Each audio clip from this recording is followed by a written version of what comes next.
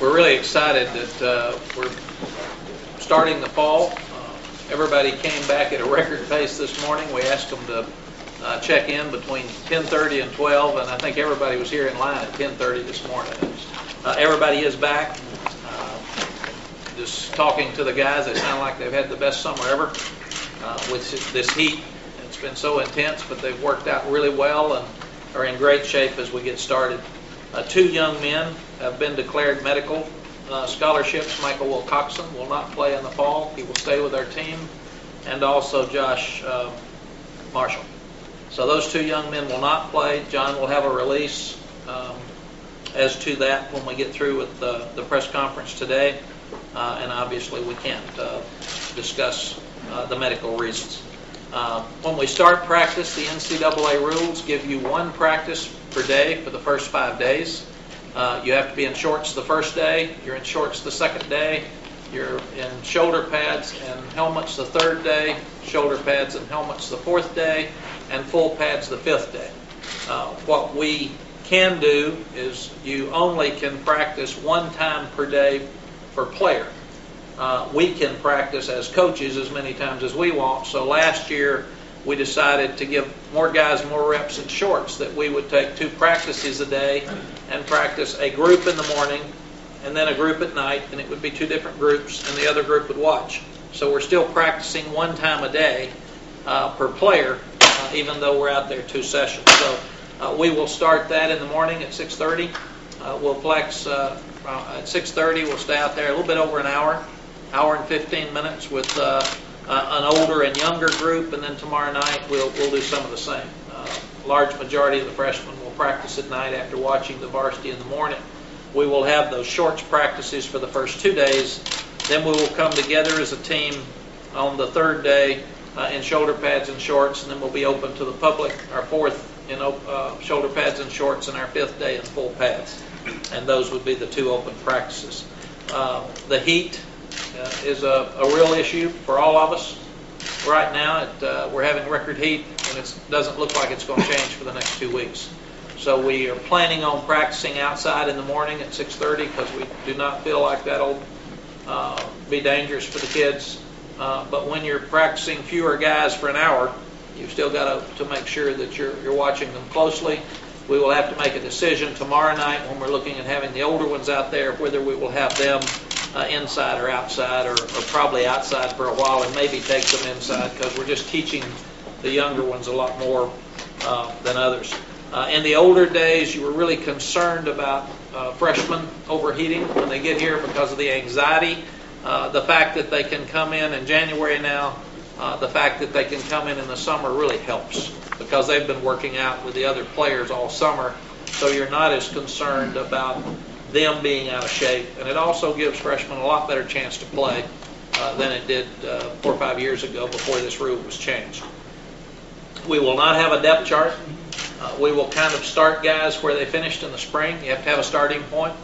But we do feel like it's a great advantage for us to change the depth charts each day based on how a guy performs.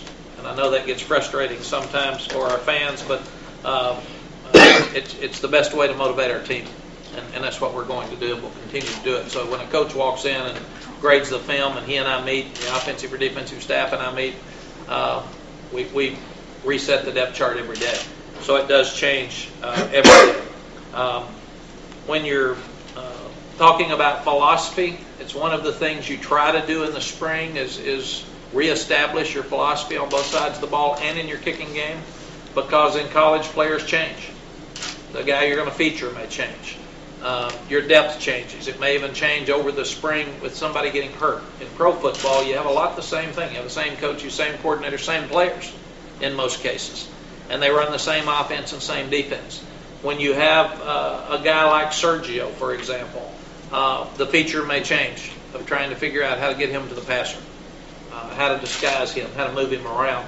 So when you ask Will right now what kind of defense we're going to run, the answer becomes multiple, because we're trying to figure out how to get the best players on the field and try to get them to run the best scheme. So if you've got more man coverage guys, one year you may put the emphasis on man. And that's changed even from the early years here, where Carl Reese was a man coach and he loved to coach man, and that's what we ran every year. So now we're trying to do whatever fits our guys the best on defense. Offensively is the same. When you start looking at who we want to be offensively, we had the second most productive offense we've ever had in our 12 years at the University of Texas last year. The most productive offense was 2005. We felt like we ran it well on short yardage. We ran it well on goal line. We would like to be more efficient running the ball out in the field. And that's something that we're working on right now to try to do. We'd like to average 4 yards out in the field. You're not going to do that with short yards and goal line. But we're not going to take the ball out of Colt McCoy's hands. We'll still be no huddle. We'll still be quick tempo. We felt like with the 40-second change in rules that we want to get more plays because the rules tend to have you get fewer plays. And especially if you're huddling up every time and motioning and shifting a whole lot, we want more plays. We want the defense on the sideline and we want the offense on the field. And that's something that's very, very important to us. So to take the ball out of Colt McCoy's hands and try to line up and run the ball, we do not feel like would be smart for us. But we feel like that we want to be more efficient in running the ball. When we run it in the field, we want to be more efficient in pass defense. When we're ahead of somebody and they're throwing it every time, they're going to get a lot of passing yards. We want the efficiency to be good. We do want to continue to protect the ball like we did last year on offense, again, because we protected it as well as anybody in the country, but we do want to force more turnovers on defense. We forced a lot fewer than we really wanted. John also has a list for you of, he has a list of stats. He has our 11 years of final stats here, so you can look at them and see what we have self-studies and what we find in the summer. The other thing that we found, again, with self-studies for 8 years, the last 8 years and last year, that scoring offense and scoring defense were the two most important things that happened. Rush defense was the third reason that people win, so we've got to continue to stop the run. Total defense is really important, and turnover margin is important. We still stand with the fact that when we win turnovers and explosive plays, we're 65-0. When we've lost the turnovers, explosive plays, we're 1-17, and that one was Arkansas State. We played very poorly and still won the game. If you go back and study the offensive production of this four-year class going into their fifth year, they were first in scoring in 05, sixth in scoring in 06, 14th in scoring in 07, and fifth in scoring in 08. So this team knows how to score offensively. We talked about more turnovers on defense. Last year's passing efficiency was much improved from the year before. In fact, we were second in the Big 12 in pass defense efficiency. And those are things that we need to continue to do. John also has a release for you of all of the new rules that have been changed through the Rules Committee. The one rule that is there's probably two that really could be an impact. One is taking care of the defenseless player, and if the official feels like that there's a shot at a player that's defenseless, a punt catcher, a receiver reaching out, a quarterback, a head-to-head shot, they can now kick them out of the game, more than just give them a 15-yard penalty. And that's a new rule. Another one is the tackle box. The tackle box will be outside from the center out now instead of outside your tackles. So the tackle box will be cut down and be shorter than it used to be. So the quarterback doesn't have as much leeway to scramble and throw the ball away, and he doesn't, and the defense cannot hit him, or they will be able to hit him when he gets out of that tackle box more readily. Same with your rugby-style punter. Since so many people are rugby-style punting, when your punter turns to run and start the rugby punt, he is treated more like a runner than a punter. Questions? Coach, we've seen the Wildcat offense more noticeable in pro football. Obviously, with your Houghton offense and your personnel, is that something that y'all? Probably not. We got into it some last year with the Q package and trying to get John Childs back there with Colt so we could have Colt run the ball less and get John more involved, and it was not productive for us. So we feel like that we want the ball in Colt's hands. People have asked about did it concern us that Colt was our leading rusher last year? You know, Tim Tebow was the leading rusher at Florida, and they won the national championship. And we played 4 backs a lot last year. If you're going to play 4 backs and your quarterback's going to run some, he'll probably be the leading rusher. We just want to keep him healthy. We don't want to get him beaten down. But we do want to score points, and we felt like what we did last year was good. We just want to be more efficient in the field running the ball. Coach, you alluded earlier that the team was excited to be back. They had a great summer. At what point through the fall practice do you start to see some of the chemistry? When you lose some of the leaders that you lost, when do you start to see the other leaders step up? We feel like that leadership will be determined at the end of two-a-days and fall camp when they're really tired. Tomorrow, everybody will be excited. Everybody's fresh. Everybody walks off the field for my 6 or 7 years and say, boy, what a great practice in that first one. If the first one's bad, you better quit, because it's going to be bad. But when they get really tired, preseason camp is very much like, for no better analogy, a boot camp. It's trying to prepare you for tough days and the days where things aren't going your well, and that's when your leadership steps up. When I was in Iraq, the general told me that our jobs were so similar in that football and the military, they want to beat the other team down, they want to gain ground, they want to take territory away from them, they don't want to let them get up, they want to have good body language, they want to be positive, they want to fight.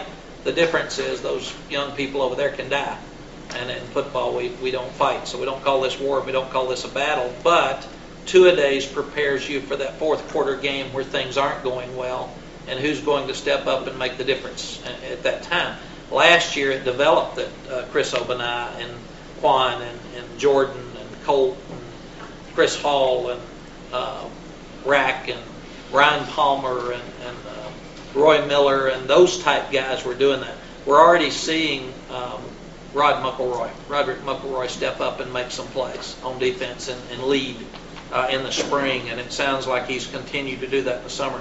Sergio is asserting himself more as a leader, and I felt like with his negative thing that came up this summer, it probably helped him in some ways to mature and have to step up and face the team and tell them, I am really sorry. It's the only incident that popped up all summer, and we've all learned from that. And I do not text now in the car.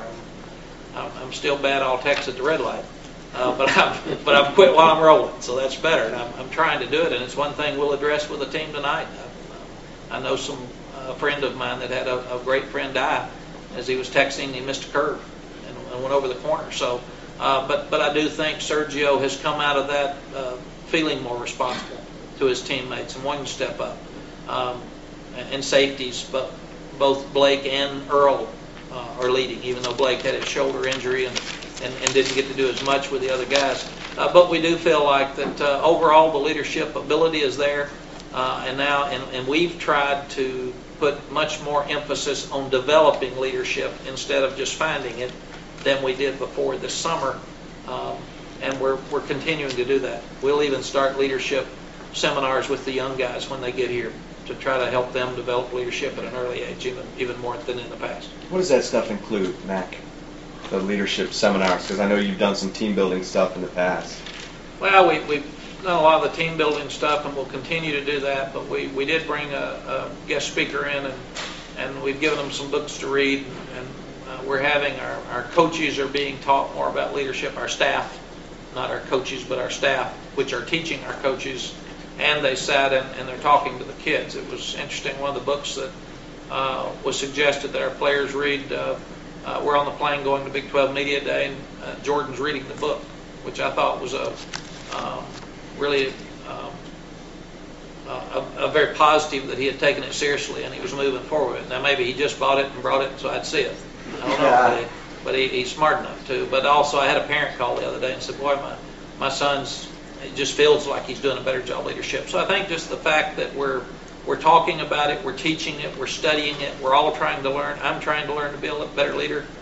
Our assistant coaches and I are working in that field, our staff as well, and we think we can help our players just by the fact that let's don't sit around and say we don't have any leadership. Let's don't say that this team doesn't have as much. Let's make sure we always have it and develop it. And what an awful state our country would be in if the people in our military weren't continuing to develop leaders to lead our country. Mac, as pleased as you guys seemed to be last year as far as practice had gone before the season started and the leadership and the chemistry, do you try to duplicate some of what you had last year this year? You do try to duplicate the positive things that happen, and you try to change the concerns that you have. I was asked earlier about how this team compared to 2005, and it's hard for me to remember. I do remember that there were some question marks in the offensive line that year. There were some question marks at linebacker. You probably have question marks every year, but you have to go back and start over. And tonight will be an opening night meeting where we will go back and touch last year. We'll touch the BCS and the tiebreaker in the Big 12, that those have not changed, so let's drop it and move forward. No reason to discuss it. You just need to be the best you can be and let the chips fall, because those things weren't decided when we met the team last. And a lot of things happen over the summer, so it's a good time to start over. But we will start from scratch. We keep our notes each year. Going into our 12th season, we will try not to leave a stone uncovered. What about like the motivational things, like the Not Our Standards and things of that nature? We do those each week. We have we actually give them a slogan every day, and the coaches read it to them before they start their meetings every day when fall starts. We won't do that tonight. We have a slogan for the year at the end of two-a-days that we've talked to the players about over time, and we as coaches and staff then decide what we feel like should be their slogan for the year. And and I think those are, and then we have kind of a theme for each game. We divide the season into sections, so we feel like they can be fresh and start over. But those are all things that we continue to do each year, and we learn from them each year, and we want to get better. Mac, will you be looking to solidify the backup quarterback the next month? Where is that solid? Yes, Sherrod did not get to work out some this summer because he had his knee worked on before summer. But he and Garrett will both be working as a second-team quarterback, and we'll let them have head-to-head competition, and the one that comes out the best at the end of two-a-day practices will play. Mac, you had mentioned that you had 600 pass attempts against you last year compared to about 100 runs. Is that a trend you anticipate continuing because of the nature of the Big 12, or is that more offenses maybe testing a young secondary last year? I think it was both, and part of it was that was base defense too. By the way, I probably should have gone into it more, but part of what happened to us last year too is everybody we played was a throwing team in preseason. Excuse me. So I don't remember all of them, but off the top of my head, if you look at Florida Atlantic, Rice, Arkansas, and El Paso, UTEP, all four had coaches who were experienced at throwing the ball. So we felt like the combination of those passing type teams and our young secondary, people probably tried to go in that area more. But even then you get into our league, and most people's feature player was their quarterback last year in the Big 12. And I think it'll continue to be that. I don't see that trend changing. But you also have to continue to try to be ready to stop a power running game. And that is something we'll try to work on more in practice, because you have a tendency to get away from that philosophy when you're not seeing it at all. And then it pops up with Oklahoma, pops up with Oklahoma State, it popped up with Ohio State. And it's very, very hard to stop the downhill runs if you're not looking at them in practice. So we'll try to continue to work against the downhill runs in practice every day, regardless of the team we're playing. Coach, it was kind of funny when, Coach Muschamp yesterday was talking about, well, if you send the quarterbacks in the Big 12 to the SEC, we'll be able to learn about the defenses. With all the stuff that goes on and all the media coverage around the country, how do you, I don't want to say protect your kids, but how do you help keep their focus on the task at hand? I don't understand. From all the media coverage that they get and all the questions and comparisons from conference to conference, how do you keep them focused on task? Thank you, Sean. We're lucky here in that we have a lot of media coverage, and our program not only gets a lot of statewide coverage but national coverage. So the younger guys watch the older guys, and we've always asked them to be respectful of their teammates, their coaches, their opponents, and college football in general. And I really don't think you would see our guys. There's competition between every leagues. There's competition between states. I mean, when we play Ohio State, it's Texas football and high school football against Ohio high school football. That's just going to happen. It even happened last year when Coach Snellenberger made a statement that we were a soft offense, and it didn't even stir our players up. We were amazed that they said, he's just talking, it's just pregame stuff. And then one day he said that high school football was better in Florida than it was Texas, and they all got mad. It stirred them up. So they're very aware of things happen nationally, and now with technology, they read everything that's out there, I'm sure. But we just tell them to be respectful and don't overload yourself. And obviously, when you're talking about another league, if it's something that can't be decided on the field, then don't talk about it, because it's just an opinion, and really and truly, not many people care about my opinions unless it's about our team. Coach, could you address the competition at tight end? What do you expect? Yes, Greg Smith has lost 30 pounds. He was at 285 or 290 in the spring, and he's down to 250. I saw him a few minutes ago, and he felt like he's had a great summer because we brought him in at tight end. He hurt his knee. He was thin. Then he moved into center guard tackle and played all 5 spots and got to 290, 300 pounds. Because Blaine got hurt last year, we shoved him back out to tight end quickly, and he didn't really have a chance to prepare. So hopefully, being thinner, being back in the position for a year will really help him at tight end. You've got Ahmad Howard, who moved from defensive end over to tight end, and he should be more ready to go. You've got Ian Harris healthy now. You've got DJ Grant, who moved in there for spring and only got half of spring and sprained his ankle. They said he's back to full speed this summer. And then you've got the 2 freshmen, Trey Graham and Barrett Matthews. So we've got numbers there. We've been so talented at tight end with the last 3 going to the NFL that I think sometimes we've got really talented players there, but because there's not a headliner that's ready to step up and go, everybody talks about, oh my gosh, we don't have a tight end. We've got plenty of prospects at that position. What we've got to do is do a great job of coaching them and teaching them and get the right one on the field. Mack, you spoke of the rules changes and the outside the tackle box thing.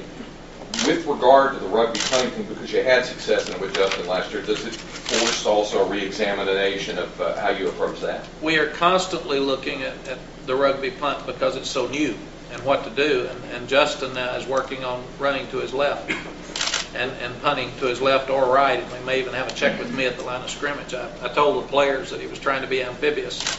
And at least you all laughed. Some of them didn't laugh. I was really worried. I said, it's a joke. It's a joke. So it's an old one, though. It is an old one, but they're young. They're old, so you got to understand. There is a difference. But we have to constantly look at it because we were so effective with it last year, and other people were, that now everybody spends all the off season looking at every possible way to block it. What do they do to try to make it tougher for you? We'll work on more fakes with it. And then we've got Jonathan Gold, who averaged 45 or 6 yards a punt, one of the best punters we've ever had. So we've got to look at how to balance both of them. We feel like that if people work so much on the rugby punt, we'll stick Jonathan back in there. We just got to continue to work on what we can do without doing too much and make sure we can still be efficient. Now, Coach, you go back and look at your August notes from last year because the season turned out so well. Incorporate anything or do anything different like last year? We did. We felt like that in studying who we were and what we were last year, that we simplified some things early. We felt like in 2007 we did too much early. And especially with Will coming in with a new defense and him joining an older staff that had been around, we felt like we needed to cut back in every area. So we started with a very simple philosophy and tried to progress throughout the season and not put everything on when we started.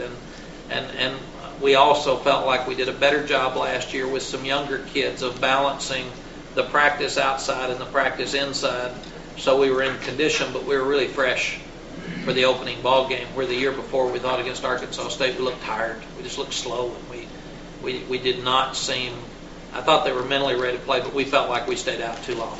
So there's a real balance there. So those would be the 2 things I think that jumped out the most. Matt, what your list? Excuse me, and another one would be that we thought we did the best job going into the season of talking about protecting the ball. And that was a huge emphasis for us, and it worked. Now we've got to continue to do the same thing and not get sloppy with it thinking it's okay, because you have to reemphasize it all the time. And now we felt like we were doing a good job of forcing turnovers, but we've got to do a better job, and we felt like we put more emphasis even this spring. If you had to make a list of the unanswered questions that you are most eager to see answered, what would they be going into camp? They would be the balance of the running game. Because we were so effective last year, we do not want to take the ball out of Colt's hands. He needs to be our featured player, and he's really, really good. And our receivers are really, really good, and we need to continue to play on that and not get stubborn and slow the game down and try to just be physical and run the ball because we want to. We've got to do what we do best, but be more efficient when we are running. Secondly, find the tight end and find 2 or 3 guys there that can help us and get us back where we can have more flexibility. After midseason, when Blaine got hurt, we were pretty much locked into wideouts, and we had to try to figure out how to run the ball with people spread out all over the field, and that's different than having a 250-pound tight end that can pound. Try to make sure we're more efficient in 4-minute offense at the end of the game. When we want to kill the clock, we're into the wind, or it's snowing, or it's raining, we need to be able to kill the game and be able to do that and not have to punt and play defense and hang on. Defensively, get depth in the defensive line. Separate the young linebackers more. Find the backups at defensive end that can be effective pass rushers. Make sure that we've got a package that is really, really good when we know they're going to throw the ball, and we can rush the passer with 4 ends if need to be. And figuring out the balance, because we see so many passes between regular defense, nickel, and dime, because you're trying to get your best player on the field. And then the balance of punting, just like we talked about with Craig. Where does Jonathan Gold? I don't want to get away from Jonathan Gold. He's so good. And doing a better job and a more efficient job on kickoff return. We felt like we had the big return that was obvious against Oklahoma, but we did not consistently return the ball like we could and take a huge advantage with the rule change last year. We need to be better at that area, and Bobby Kennedy's gone to pro teams, and we've put a lot of time into kickoff return to try to improve that area. Mack, how did you... On the penalty for the protecting the player, I understand even if a flag is not thrown, the conference can evaluate the play and suspend the player. Is that correct for the next week? That's the way I understand it as well. Interpretations are different, and when you have a sportsmanship rule or you have a flagrant foul rule, the concern with coaches is that it always be called the same way. And if it's not consistent, it's very hard for us to coach because we don't know for sure what we're telling them. So I think as last year, the head-to-head rule was going to cost the player 15 yards. And it's all about safety, which we're all for. Everybody wants to protect the young person, but we want it to be called consistently, and that'll be the question mark.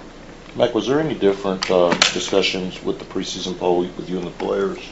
I'm sorry? Were there the discussions any differently this year with the number 2 preseason ranking than past seasons? You've been ranked a little higher. Well, we will talk to them tonight for the first time. We have our meeting at 6:15 tonight. And what I'm going to, that's the comparison I've been trying to make to the 2005 team. I'm sure they've been listening and watching. And the only comparison that should be made to the 2005 team right now is that both were rated number 2 in preseason. It's a great compliment. It's based on last year's success and the returning starters. But last year we were probably ranked 10th or 12th and ended up 3rd and had a chance to play for the national championship. So it just is another message to our players that preseason rankings are nice. It's nice to be talked about. It's nice to be talked good about. Most of the time we've been the top 10, but they mean absolutely nothing. And I always ask them who was number 1 last year, and they usually can't remember. And that's important for them. But we want them to be proud. We want them to want to be good. We want them to want to be at the top. But we do not want them to think about it after today. Somebody called at the luncheon the other day and said, or John walked in and told me we just got voted number 2. You know, I don't care. If it'd been 5, if it'd been 8, I'd rather not be voted out of the top 10 at Texas. But as long as you're in the top 10, you have a chance with the system the way it is to get back up to the top. And if you're, and the danger if you're voted out of the top 25 is you may never get back up that high. So you need to be ranked high. But whether it's 2 or 10 or 1 or 10, I don't think it makes any difference. And really, who knows? I still think we should throw it all out until middle of October. And then everybody kind of knows who's good. Mac, will you play a lot of three-man front on defense this year? We will play whatever the team and the personnel dictates. We've got to find out who those guys are up front before we start making a decision how much 3 and 4 man we're going to play. The good thing about Will is he's got a philosophy that's in a package that's flexible enough that if we get some injuries or we don't have enough players in one position, he's not so stubborn and locked into one thing that we can't do something else. We will have enough good players to line up where we want from defense. Take a couple more questions and then the players are on their way, guys. And someone asked earlier yesterday if I was voting on USA Today coaches poll. They picked those coaches at random this year, and I was not chosen. So it did not come up. Matt, you were talking in the spring about playing more under center or doing some more under center. Was that a spring experiment, or are you going to continue to do that in the fall? We were under center a whole lot in the Ohio State game, and we felt like it was good. And again, we'll continue to do whatever we feel like's best for that week. We don't want to be under center just because it sounds good and everybody wants us to, and it changes. You know, people like change. A lot of people with personalities now, and they get excited and they get bored with the old stuff. Old Zone Read was 4 years ago. Let's get something new. We want news. We always look for something new. Wildcat. They want Wildcat. We'd call it Texas Cat. Longhorn Cat. What else? Okay, that's a good one to quit on. That's a good one to quit on.